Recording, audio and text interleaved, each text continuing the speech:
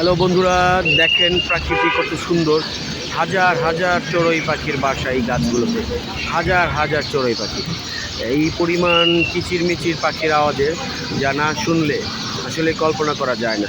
যখন কথা বলছি আশা করি তখনও পাখির আওয়াজ শুনতে পাচ্ছেন।